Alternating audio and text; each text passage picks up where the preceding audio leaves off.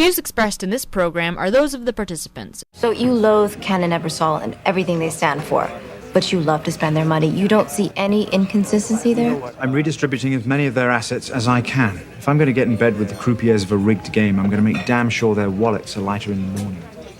Sir? Oh. And that is for... It's the most expensive bottle they've got. I don't care if it comes in a box. You're not drinking it. It's not for me. You see that couple over there? I observed them while you were in the bathroom. The man's suit is frayed from dry cleaning. I'd wager it's the only one he's got. Therefore, he's saved to come here for a special occasion. Also, he keeps touching the inside pocket of his suit coat, like he's checking to see that something valuable is still there. He's about to propose, and I'm going to send this wine over as congratulations or condolences. It's lovely. Thank you.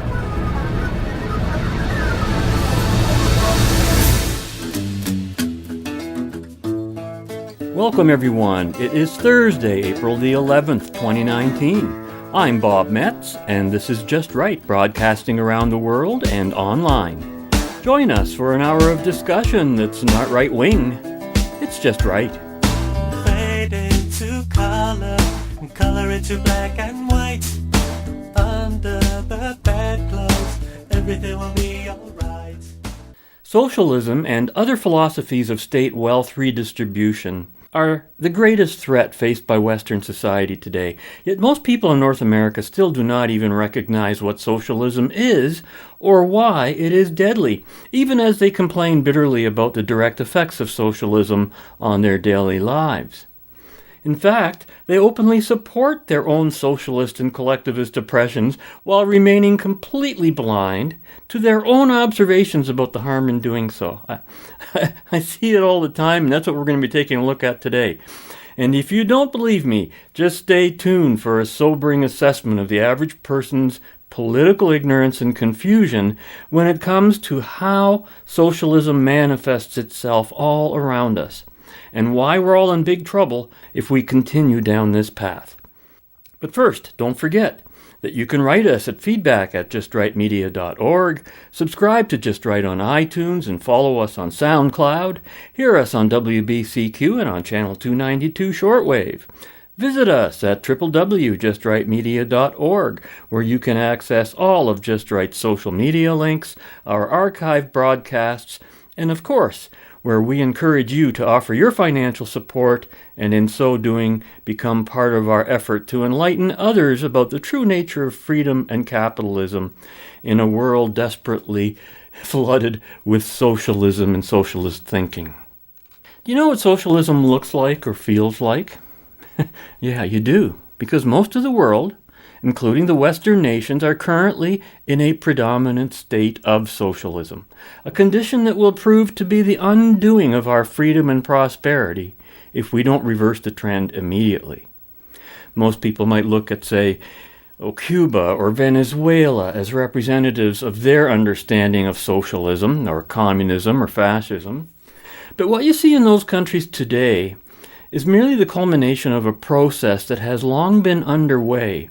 And that process begins with how we think and view the world around us in political terms. And that very process is underway in North America today, as it has never been before.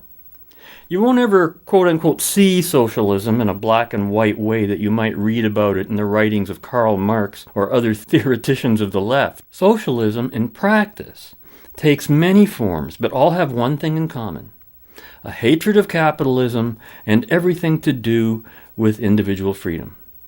But you don't normally hear the word socialism or any other such descriptive used in the daily language of how people talk about socialism, even when it screws with their daily lives. And that's because socialism is always presented to them under a myriad of differing issues and concerns.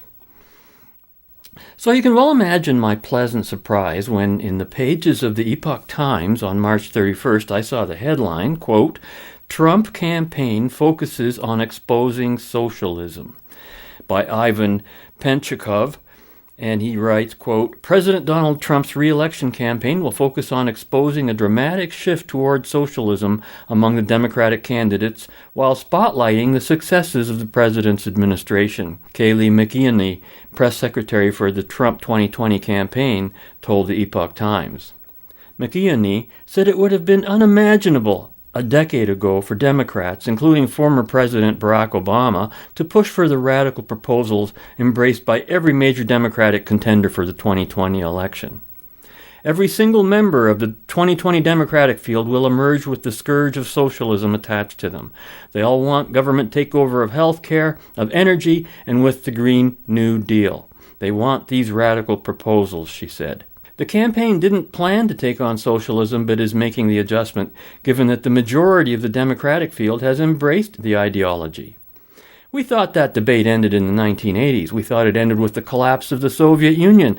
But here we are today with Democrats wanting to take us the way of Venezuela, she said.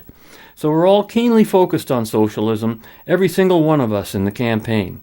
President Donald Trump's re-election campaign will focus on exposing a dramatic shift towards socialism among the Democratic candidates, while spotlighting the successes of the president's administration. Of the 8 Democratic presidential candidates who have officially declared their intention to run and are polling at 1% or more, 7 support the socialist Medicare for all and the Green New Deal policies. We're going to expose it, McKeony said. You know, the facts don't lie. Bernie Sanders, back in 2013 and back when he was proposing legislation on single-payer health care, he had 0 co-sponsors. Now he has virtually the entirety of the Democratic field. Same for free college, and all of these socialist proposals that would cost our economy tens of trillions of dollars, raise everyone's taxes, completely explode our debt. This is socialism. It's wrecked economies, it's destroyed personal freedoms, and now it's amazing to me that on a Democratic debate stage you're going to hear the word socialism. Wow. Only 18% of Americans view socialism in a positive light, continues the article. While polling data for Medicare for All suggests that Americans support it, the approval rating drops significantly when the policy is described as socialized medicine, or if respondents learn that the policy will result in tax increases and the elimination of private health insurance. So that's the end of that article. But, you know, my objection to this article is that all the observations come far too late. I mean, from my point of view, I saw all of these things 30, 40 years ago, and the trend has never changed. It's just that we're further down the road towards the left. We've always been moving in that direction, though. We've never taken a single step right in my entire political life. I've never seen a single step taken right. Socialism is best described as the political system of the left. The theory behind socialism might be communism, or it might be fascism, or some other form of collectivism that places the state above the individual, and which as a consequence can never compete with or match the incredible true social progress that naturally takes place in a free capitalist society. Freedom and capitalism are, of course, the political systems of the right. The theory behind freedom rests on the idea of individual rights and the individual equality before and under the law. Both are concepts opposed by the left. Yet even those who would openly oppose socialism still don't recognize socialism if it hits them directly in the face, and that will be our first demonstration of the day. Now, about a week or so ago, I received a card in my mailbox with the heading on it reading, $307. Have you claimed your climate action incentive payment yet? Well, no, I haven't, I thought to myself. What climate action do I have to take to claim this promised $307? So I read on.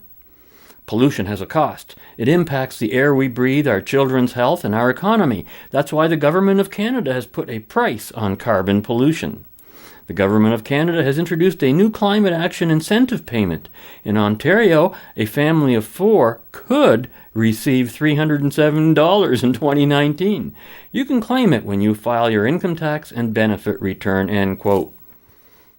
Wow, so I don't have to take any climate action, quote unquote, in order to get the cash, even though the payment is being made to me based on my climate action incentive, quote unquote. Talk about BS. And I realized right away that this card itself was pollution, but of a sort far more dangerous than anything to do with the weather or our planetary climate. It was a sign of the political pollution of socialism, a pure wealth redistribution scheme being promoted on utterly fraudulent grounds. Fighting climate change and calling the gas of life, carbon dioxide, quote-unquote carbon pollution, is so offensive to any thinking person that in a normal world where people were free to think and draw their own objective conclusions, this kind of fraud would be intolerable. But this is simply one of many examples of socialism in action. It has nothing to do with climate or with pollution. In fact, when I looked at who issued this climate action incentive payment propaganda, it was clearly printed in small print on the lower left side of the card. Take a look at yours if you've got one. The card itself is being distributed by the Canada Revenue Agency. In other words, Canada's tax collector. It wasn't issued by any sort of climate agency or environmental agency. It was issued by the tax department. Every sentence on the card was a fraudulent lie. No climate action has either been called for or even defined. There's no such thing as carbon pollution unless you realize that you and I are the carbon units. That's what the government's talking about, and carbon dioxide is not, never has been a pollutant. But facts don't seem to matter to the left, and this climate action incentive is an outright bribe for votes, produced at taxpayer expense to push the climate change leftist propaganda of the Trudeau government. So you can well imagine my disappointment at what you are about to hear next. On April 2nd, radio host Tom McConnell announced that the carbon tax was being charged in Ontario beginning the day before, and then spent the bulk of his 3-hour morning show on CJBK AM 1290 in London and CKTB AM 610 in St. Catharines, taking calls and reactions to the scheme. And this is another one of those test tube demonstrations of just how confused people get about a very simple issue because their political compass is completely broken. They don't know left from right or up from down. The following conversations have been sampled from the much longer 3-hour talk show, a discussion that could have been described as fake views about fake news. Anything right is just nowhere to be seen or heard. Yesterday, the gas tax, I should say the carbon tax, took effect. It'll be 3.9 cents on a cubic meter of your natural gas, 4.4 cents on a liter of your gasoline, slightly higher when it is on diesel fuel. As well, not surprisingly, leaked from Environment Canada and Climate Change was a report that Canada was warming faster than the rest of the world to bolster, the government. This is probably going to be a huge election issue. One is going to be trust. Two is going to be climate change. That's what the election is shaping up to be. Who do you trust? David, how are you? Good morning, Tom. Sort of the thing that gets me about all of this is that they talk about it, we must do something in it, and this is the reason that Canadians must pay more, except there's never any quantitative evidence of anything that it proves to do anything at all other than the fact of just take money out of the people's pocket, place it in the hands of the government for them to spend it on future votes for whatever they may need, because we know the air is not going to get any better. I would like to think that Canada, as a country, we overall do very well. But before we get going on just taxing Canadians, you might want to talk to China, you might want to talk to India, and you might want to talk to Pakistan. Those three countries are doing nothing, and they are basically half the world in population. But once again, we're told this is what we must do. And when we ask, well, show us the numbers. Show us how, by making an economic sacrifice, you've improved the air quality and the greenhouse emissions. They will have none. And that really is my issue, Tom. Tom, it's all well and good to claim the moral high ground, but if what you're doing makes no impact, why are you doing it? Tom, no matter how much taxing we do to carbon, it'll not be effective unless places like China and India are on board dealing with carbon like Canada. Until then, this carbon tax is just a tax grab. Murray, how are you? I'm well, Thomas. What about all these trucks that deliver to the grocery stores? So their bill is going to be up. So guess what, people, especially you liberals, now the same people that I'm assuming you're trying to help, as in not through the carbon tax, but social programs, are going to suffer more. All right. If you don't think a carbon tax would be effective then as a means to change behavior, what would? I got it easy. It's an easy one, Tom. All right. It's called one word, innovation. Right? That would take care of it all. It doesn't make sense. You take from one hand and give to the other.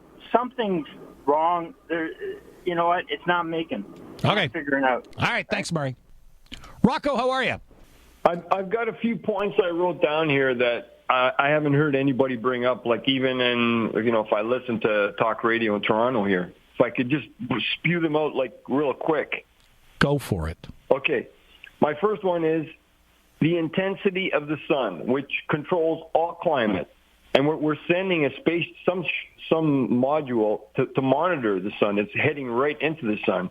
But no one ever talks about that. And the sun goes through cycles. And I think right now we're in one of those cycles because climate always changes. Hey, we used to have a kilometer of ice above us right now here around Lake Ontario. Okay, that's my first point. Second point is if Canada is warming, then that could be one of, we'll become an agricultural leader in the world. I mean, besides the marijuana, everything else.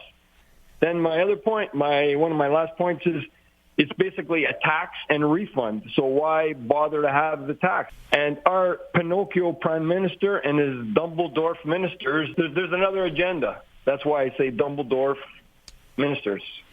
Rocco, thanks for spewing. Sandra, we're at a stand down here, aren't we? We're not going to do anything until someone else does something. Well, I know nothing about science, Tom. I'm just kind of I look at things a little bit differently. I mean, who would give you a tax because they're going to take it from you and give it back to you? Who believes that? Nobody. Sandra? Nobody believes that. Have a great day. Okay.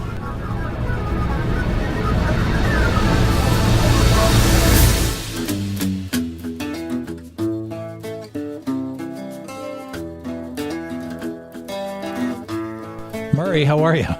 Hey, Tommy. All this carbon tax is crap, and I know it because I lost $1 million fighting the government over it. Wow.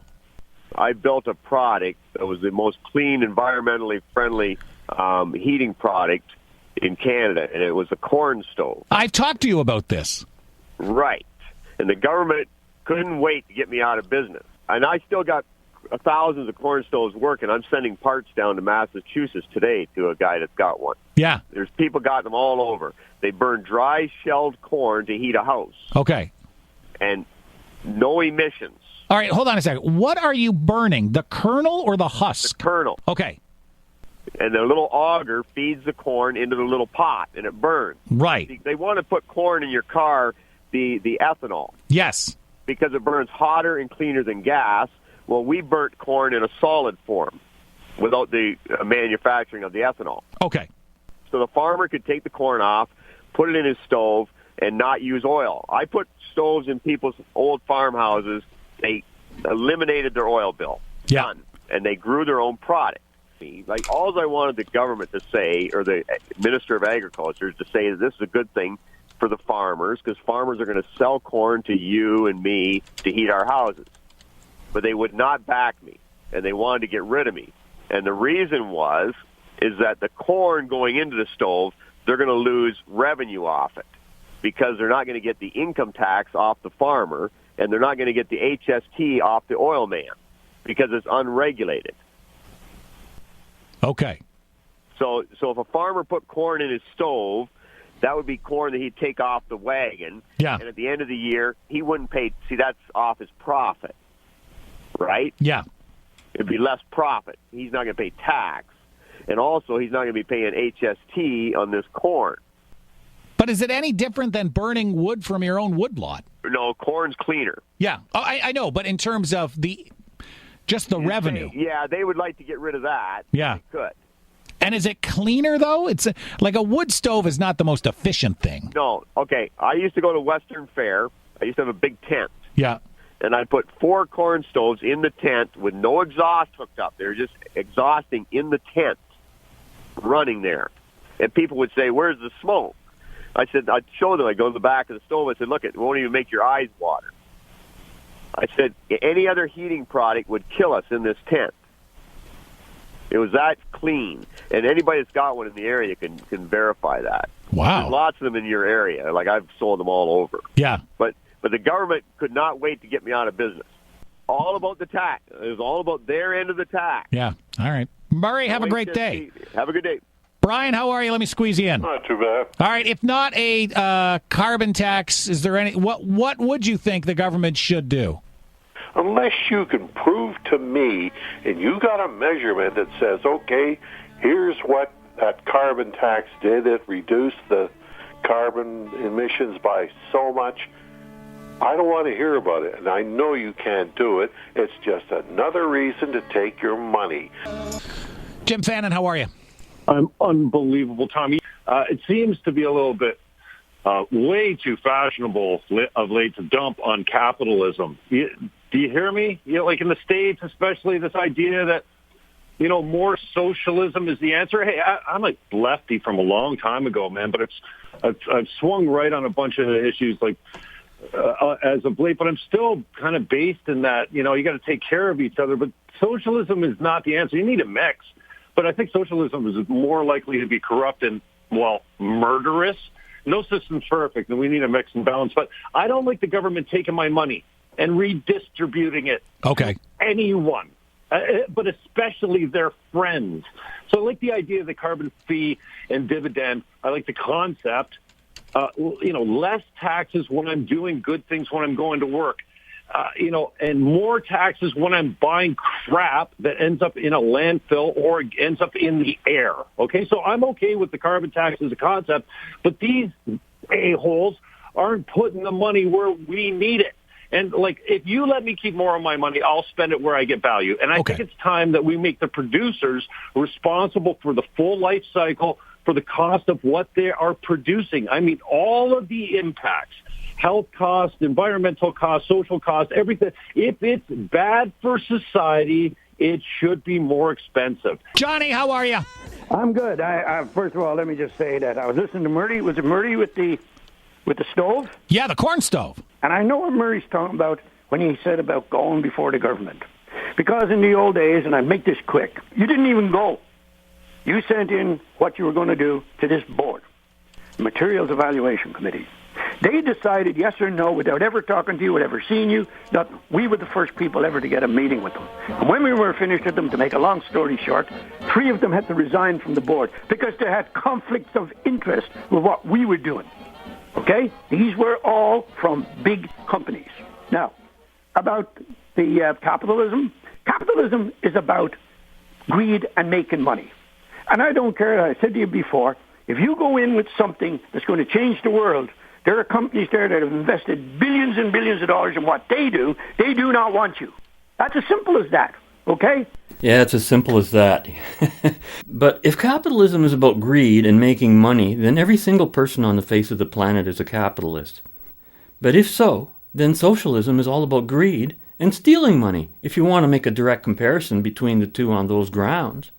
But what Johnny has described is socialism. State control of the economy. He hasn't been describing capitalism. Crony politics, not crony capitalism, which is an oxymoronic and contradictory term. Capitalism means a separation of the state from economics. Capitalism is based on free markets and the principle of consensual transactions, not on controlled markets and forced transactions. And free means free from government, for heaven's sakes. But even in his ignorance, Johnny has pointed to a truth, that when governments regulate the economy, the big companies, quote unquote, control the agenda. And this is not capitalism again, but socialism. Socialism is force, and forcing people out of the marketplace by law is no different than organized crime or criminals doing the same thing. Johnny never gets anything right because he's completely on the left.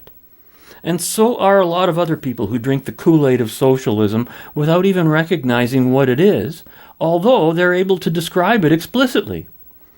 First, let's be clear about one major point of reality that every single one of the callers and Tom McConnell himself simply chose to ignore. A carbon tax is not a tax on carbon. Unless you do realize that you and I are the carbon units being taxed because we are the carbon, then it makes sense. Yeah, it's a carbon tax because we're the carbon and we're being taxed. But outside of that context, it makes no sense. What the government's falsely calling carbon is in reality carbon dioxide, planet Earth's gas of life, an element which is not a pollutant by any stretch of the imagination and which does not cause global warming, but rather is a consequence of the production of heat. Not a single participant in the whole morning's conversation even hinted at this, proving conclusively that yes, you can fool all of the people most of the time.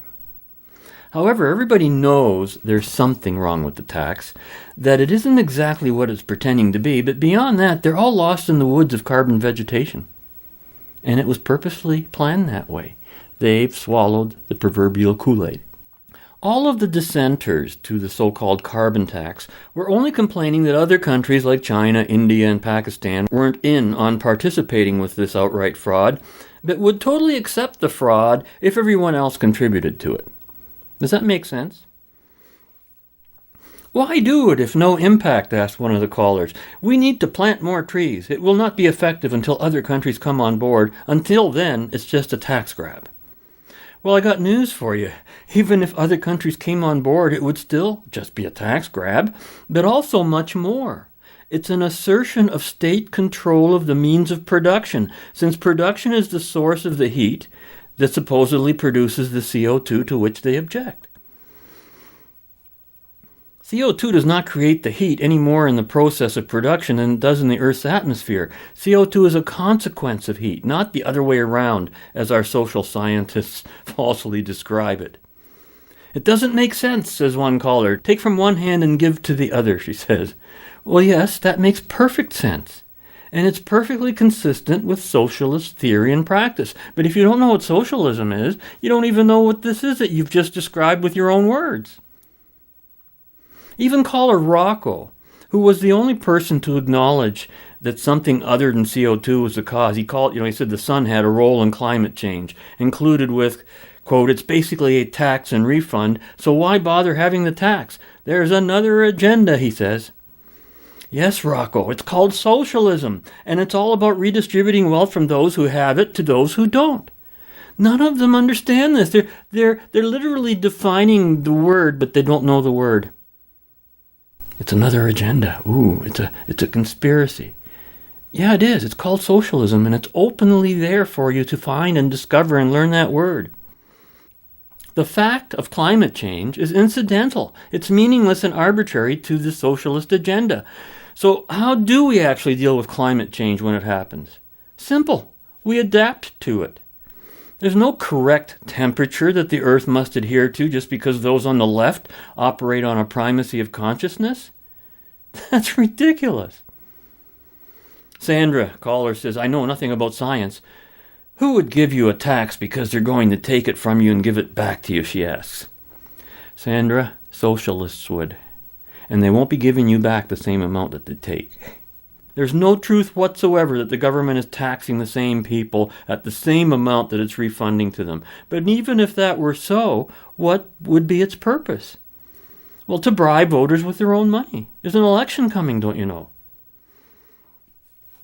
Then there was that incredible story of Murray's, whose corn stove cost him $1 million when he was trying to get it, approved by the government. The government couldn't wait to get him out of business, he says. Well, you see, Murray swallowed the socialist BS, hook, line, and sinker. So why did the government so rebuke him? Because Murray, the guy with an actual solution to the pretended problem cited by the government, is a capitalist.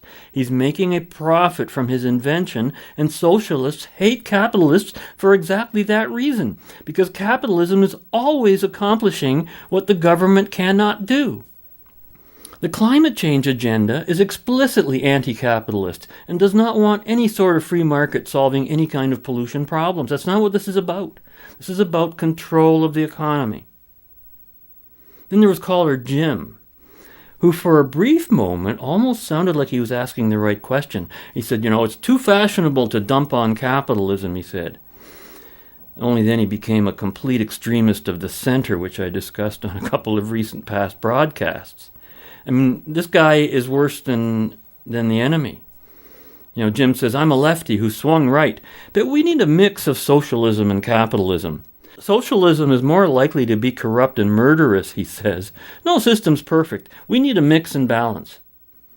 Did he hear himself when he said that? Jim is still a lefty in totality. He hasn't moved to the right at all. He has no comprehension of what it means to be on the right. And just as the Ayn Rand quote we cited a few shows back said, it described how the person in the middle or on the center of the political polarity is the most evil of all. Jim has given us an explicit demonstration of that. He openly calls for a mix of socialism and capitalism, two systems exactly the opposite of each other, and actually acknowledges, that's the funny part, that socialism is corrupt and murderous, but hey, it should be mixed with a system of capitalism which operates on a principle of free markets and consensual economic transaction. That's insane. I mean, this is beyond confusion, and I've only played a small part of his conversation here today, and the rest was just a huge train wreck in every sense of the word. Complete meltdown. And with friends like Jim, capitalism needs no enemies. But to put the icing on his own cake of hypocrisy and confusion, Jim says, quote, I don't like the government taking my money and redistributing it to anyone, especially their friends. I'm okay with the carbon tax as a concept, but these a-holes aren't putting the money where we need it, end quote. Someone needs to give Jim's head a shake.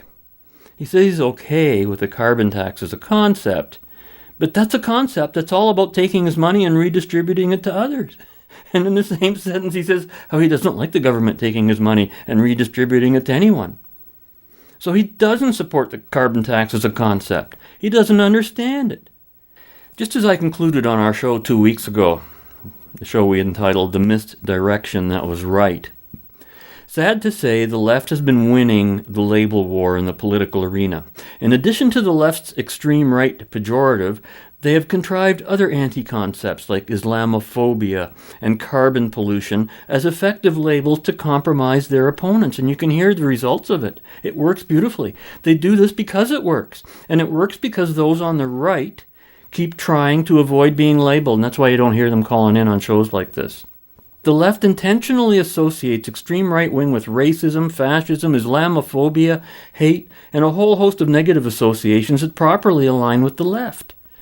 So as a consequence, a less victory in the political war of labels has been won by default, thanks to a disarmed and manipulated right, one conditioned to be ashamed by its own identity. Those on the left do not fear being labeled left-wing, extreme, or otherwise. The same cannot be said for those on the right, who retreat or become defensive on being labeled right. Got some feedback to that comment from someone we all know, Dave Plum, author of Inconveniently Screwed, and who's appeared on this show. And he responded to my statement where I wrote, those on the right retreat or become defensive on being labeled right. And he responds, quote, not all of us. Some interesting verbal fireworks transpired at the conclusion of my PowerPoint presentation on climate science at my last Optimist meeting. One of the members left extremely pissed off at me and my message. She challenged the validity of everything I said on the basis that it was not based on primary data, by which she meant data that I had personally collected through exhaustive field research. She asked if I'm a climate change denier. No, I replied. In the eyes of the climate change alarmists, I'm something far worse than a denier. I'm a climate change promoter. I further explained how crucial continuous climate change has been to the development of complex life, humans, for example, on this planet, and for the continuance of that life. I think that answer set her back a tad, as she no doubt expected me to deny being a denier. The primary data issue is, of course, a leftist political red herring that has nothing to do with challenging the science or Earth's natural history, and an argument I could not possibly have won. I pointed out that I used the primary data from sources such as Dr. Milankovitch, NASA, the U.S. Geological Survey, the National Oceanic and Atmospheric Administration, etc. I directed her to check the 119 endnote references in my book for the source information. That didn't satisfy her, of course, because there's no satisfying people who've drunk that much liberal Kool-Aid. If I had said that, yes, indeed, it's all based on data I've personally collected, organized, and analyzed to arrive at my conclusions, the obvious comeback is to question where I've published my results and conclusions, and furthermore, what makes me think my primary data is better than the primary data used by the IPCC. It would be quite acceptable for the IPCC to use the same sources I used, but apparently not for anybody offering an opposing opinion as to the conclusions based on the same data. A couple of teachers weren't too happy about my comments in reference to the Ontario high school curricula. 131 references to climate change, 44 references to greenhouse gas, and one single solitary reference to the Milankovitch cycles. I relayed my experience about the college-aged cashier who couldn't do the mental arithmetic required to know that $4.97 plus 3 pennies equaled $5 without counting it all out to make sure it really added up to 500 cents before she'd give me a $5 bill in exchange. I stated that I would have been able to do that arithmetic in my head in grade 3 and wondered what they've been teaching in our school system for quite some time now. One of the teachers, now retired, said that things were being done a little differently now, to which I could only reply, "I'll say." I guess in the liberal world, different automatically means better. Just doesn't necessarily work out that way in the real world. Can't please everyone. Cheers, Dave Plum. And you certainly will never be able to please anyone on the left, Dave. They're unpleasable, even when they get what they want. That only makes them less pleasant. Since the purpose of the left is to destroy. Once they've destroyed one thing, they just go on to the next. That's all they know how to do. And to make that point for us, coming up next is the voice of one of the left's most well-known advocates, but since the Reagan years found himself leaving the left and having discovered what is truly right, and that person is David Horowitz, speaking to the group Young America's Foundation in March of 2018. Civilizations die when they cease to believe in themselves. They lose the power to defend themselves and the will to survive. We are witnessing the death of Europe as we speak, for that very reason. Europe has accepted millions of people who absolutely despise them. There are rape epidemics across Europe, and the governments protect the rapists and persecute and prosecute heroic objectors to the rape epidemics like Katie Hopkins. There are no-go zones where these invaders say, this is where your authority stops, where the police can't go and don't go. With the collusion of all the, I hate the term liberal because they're bigots, but they embrace this. And why do they embrace it? Because they condemn their own countries. This was all summed up for me, so it's on YouTube. The leader of the Green Party in Germany, speaking in front of the Reichstag, the parliament, said in 30 years, ethnic Germans will be a minority in Germany. And that's a good thing. Let that sink in. Europe has been persuaded, if you like, by the left. It has a gigantic guilt complex. It's one of the greatest, if not the greatest civilization in the history of the world, European civilization. And yet they can't summon the will to defend themselves.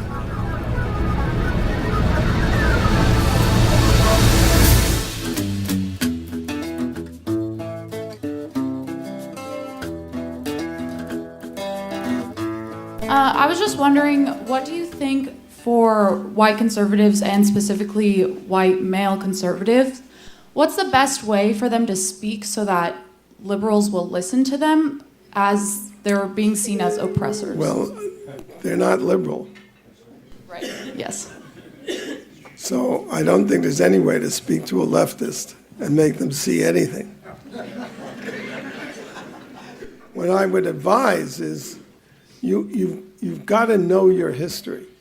Dinesh D'Souza has written a really good book about the Democratic Party. First of all, people talk about 400 years of slavery in America. Well, from 1787, when the United States of America was created, to 1865 is only 78 years. It's racist to begin with, to confuse America with the English colonies. After all, we fought a revolution against England to create this country which is all about individual freedom and individual accountability. So you have to, first of all, be confident. And this is why this is so sinister, because it's an attack. As I said, if the civilization ceases to believe in itself, that's when it dies. And that's true of all of us. So you can't credit them. If they say institute white supremacy, how lunatic, how stupid is that? 8 years of a black president who was elected with 56% of his vote was whites. There's not a black country in the world that's elected a white president, nor is there an Asian country in the world that's elected. This is an incredible country. And anyway, you have to, what can I say? Read my books, read Dinesh's books, they're out there. You have to arm yourself, that's what it's about. But don't defer to them, and don't defer to their stupidities. You're listening to Just Right, broadcasting around the world and online. It's thanks to our financial supporters that it's possible for us to continue our journey in the right direction and to share our programming with you. Visit www.justrightmedia.org or go directly to paypal.me/justrightmedia to offer your financial support. And while you're there, be sure to sample our archive broadcasts featuring an array of timeless discussions of all things just right about freedom and capitalism. I just have a couple of comments to make about what we just heard before we move on to more of David Horowitz's revelations about the left. Civilizations die, points out Horowitz, echoing my own observation a few shows back about how short-lived the world's greatest civilizations have endured at their peaks, with about 150 years being the record so far, 1.5 lifetimes end to end, as I described it. Now, I fully agree that we have to know our history. True. But we don't learn from history. We only witness it. To learn not just what happened in history, but why, you have to know your philosophy. And it is on this count that the West has failed miserably. How ironic it is that Ayn Rand, possibly the world's greatest philosopher, whose philosophy she called objectivism, has for me and thousands of others proven to be the one that is in fact based on objectivity and reason, should be so little known, indeed rejected by many on the so-called right. I have yet to discover any moral or political issue that her philosophy did not directly address. But if all you know is her fiction novels, well, you don't know Rand. If you want to know the why behind history's most significant events, objectivism, in my experience, has always steered me in the right direction. It's not surprising that those who understand freedom and capitalism the best are those who've experienced life without freedom and capitalism. People from communist and totalitarian regimes, people from regimes of the left. Now, David Horowitz is bang on when he says that we have to arm ourselves. He, of course, means intellectually. And once intellectually armed, we can proceed to something Ayn Rand has advocated, to intellectually polarizing every issue on the left to expose it for what it actually is. Talked about this on a past show. This is why the left so fears and speaks against polarization. They want everybody to defer to their stupidities, if you want to put it that way. But the big issue, and the significant one at this juncture, I think, is to be found in the question that was asked of Horowitz about conservatives and how they should attempt to deal with the left. And when I heard Horowitz answer her question with, well, there is no way to speak to a leftist and make him see anything, well, then I knew that he had truly crossed over from the left polarity to the right one. Which begs the big bang question, doesn't it? How does one confront or oppose or defeat what we are calling the left? If the left is unapproachable in terms of any kind of compromise or reason or discussion, which is the case and always has been, then confronting the left is a waste of time and resources, isn't it? So what should we do? How can we approach the problem effectively? How can we actually eventually defeat the left in a meaningful way? It's been done before. I have my own ideas about this, which I'll introduce in our final segment of today's show after we hear again from David Horowitz. Because the first step towards confronting the left effectively is to truly understand what the left is and what it is not. And I've learned from observation that many people simply cannot accept the truth about the left because it's difficult for people of goodwill to accept that so great an evil could have so great a following. Here's David Horowitz to help describe this truth. America has an inspirational vision that empowers us, that makes us want to protect her, that makes us want to survive. And you all know it. It's right in our birth certificate. The idea that all of God's creatures are equal in the eyes of God and therefore must be equal in the eyes of government, and that they are endowed by their Creator with the right to liberty, individual freedom. That people are not judged by their origins, they're not judged by their race, they're not judged by their ethnicity, they're judged according to their merits. That's our founding idea. It's under attack, and part of my mission as a former leftist is to get conservatives to stop being so nice. These people are evil, and they intend evil. But what the left says to America is that you are a nation built on slavery and genocide. That is a death sentence for our country, and they intend it that way. Here's what Obama said. He said, the legacy of slavery, Jim Crow, discrimination in almost every institution of our lives casts a long shadow, and it's still part of our DNA that's passed on. We're not cured of it. Now, where does this all come from? It comes from an evolution of the communist movement.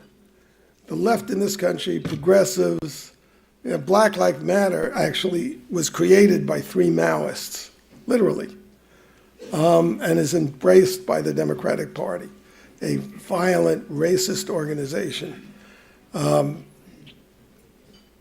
it comes out of the Marxist left. In the 60s, we realized, we on the left, if you had met me in the 60s and asked me how I define my politics, I would say I'm a revolutionary Marxist. In the 60s, we kind of realized when the hard hats, the construction workers, were beating up leftist demonstrators that Marx's model sort of didn't work, where the working class was going to create this revolution. So all these people, to avoid fighting communists in Southeast Asia, stayed in the universities and now control them, literally. This left controls our universities. And they devised, or they created, a theory which is referred to as cultural Marxism, but you know as identity politics. Marx's model was there's an oppressive ruling class, capitalists, owners of the means of production, and they oppress everybody. And actually Marx's, well, I was going to say, it was a much more coherent ideology, even though it was completely crap. And incredibly destructive. Okay, so when it didn't work, what the leftists, what I would call, what should have been called neo-communists, they just transferred it to race, gender, sexual orientation. I mean, they'll keep finding things. It's the same idea, though, that there's this ruling caste It's white heterosexual males. Not very subtle. And if you eliminate them, the world will be paradise.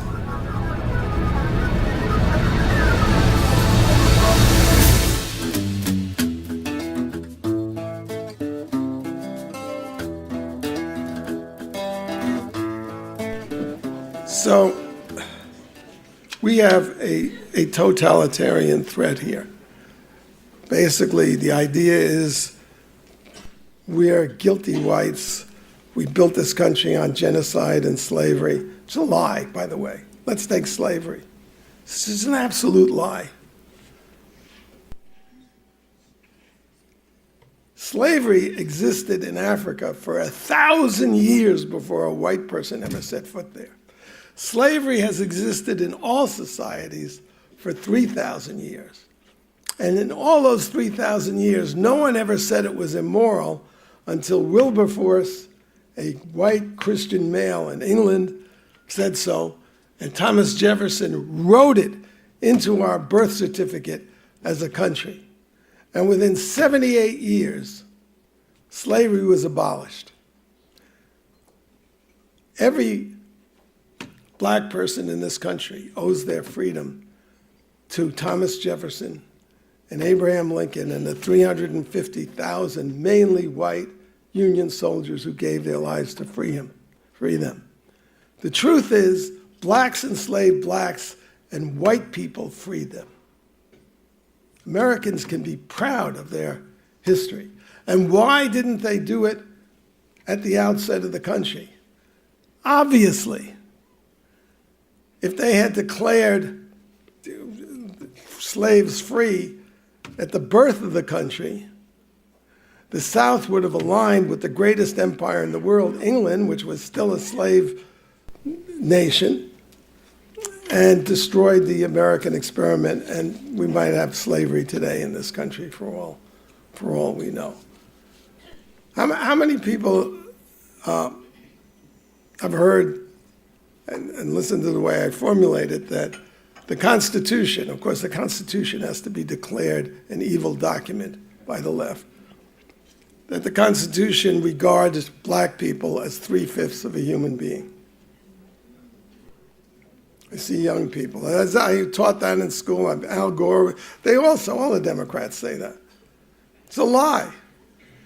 The Constitution of the United States does not use the word black.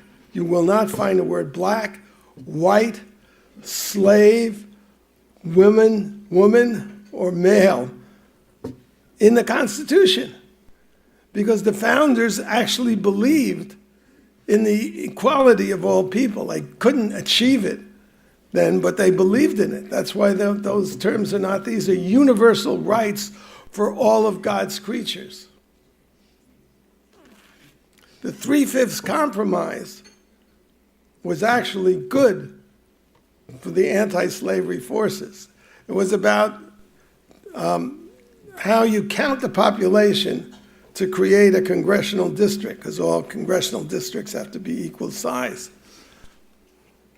And the South wanted slaves counted as a full person, even though they couldn't vote, even though they were unfree.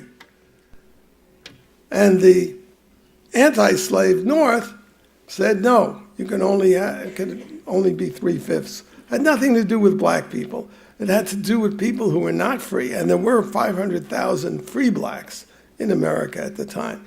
So these are monstrous lies about our history. And what the purpose, to return to what I said at the outset, is to destroy this country.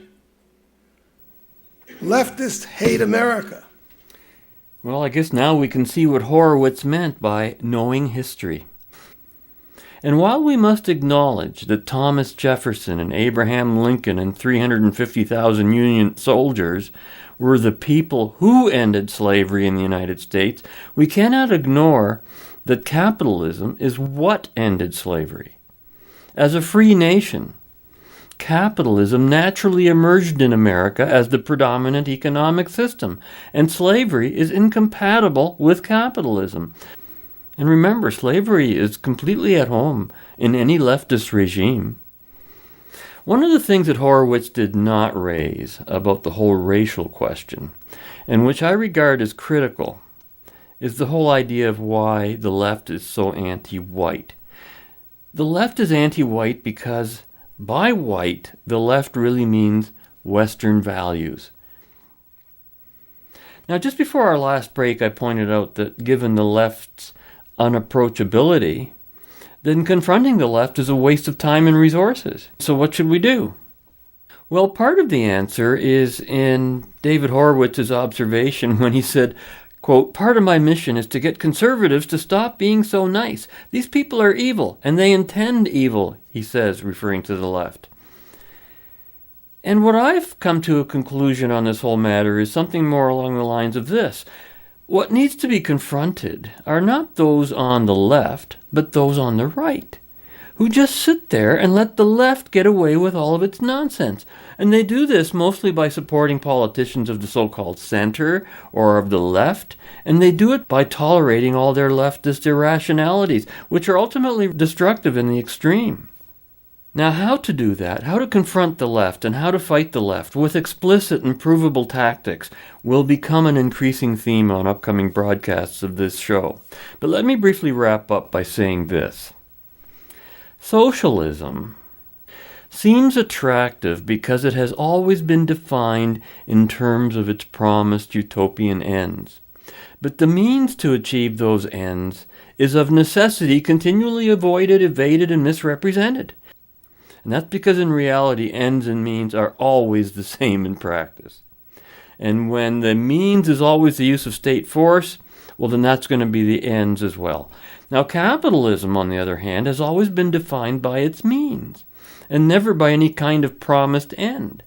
And that's because what we call capitalism, ends and means are the same. Individual freedom and individual rights that naturally accompany freedom. There are no ends as such, you're already there.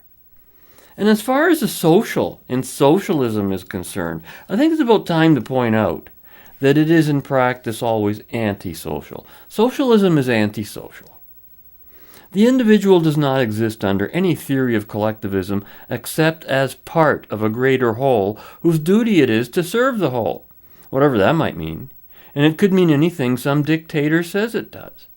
The great irony here is that if it's a social system you're looking for, well, freedom and capitalism are it. Individual rights define social interactions in a free society, and here's the kicker. Individual rights are a social concept. Individualism is a social concept. Group rights are not a social concept. Group rights are both an anti-concept and anti-social. So you have to understand, individualism is a social concept where freedom of choice and consent are the ruling social principles. The thing to understand about the left is that everything for the left is subjective and emanates from its primacy of consciousness. The left has an agenda of destruction. Nothing constructive comes out of the left. And all facts and arguments will be chosen to promote that agenda. That includes everything from outright lying about history and about slavery and racism and sexism, all invented words, to lying about climate change and about how the science is settled and how scientists all agree about fighting climate change with CO2 taxes. What a ridiculous notion. To believe that any truly objective and random sampling of scientists would all agree about human activity being the major cause of climate change is indeed a grand leap of faith. So remember, no more Mr. Nice Guy when it comes to dealing with the ideologies of the left. Time's running out right now, so join us again next week when we will continue our journey in the right direction. And until then, be right, stay right, do right, act right, think right, and be right back here. We'll see you then. Fade into color, and color into black and white. Under the bedclothes, everything will be alright. We are supposed to interview a prisoner. Certainly. Schultz, go to barracks G and... Hogan? Sorry, sir, I didn't realize you were entertaining. No, wait, Colonel Click. We will talk to this prisoner. Colonel Hogan? Oh, sir, I have a much better man for you. Very intelligent. Let me get a picture. No, this man will do. He is supposed to be picked at random. Of course. But you see, this man in Barracks G, oh, you just won't find anyone more random. So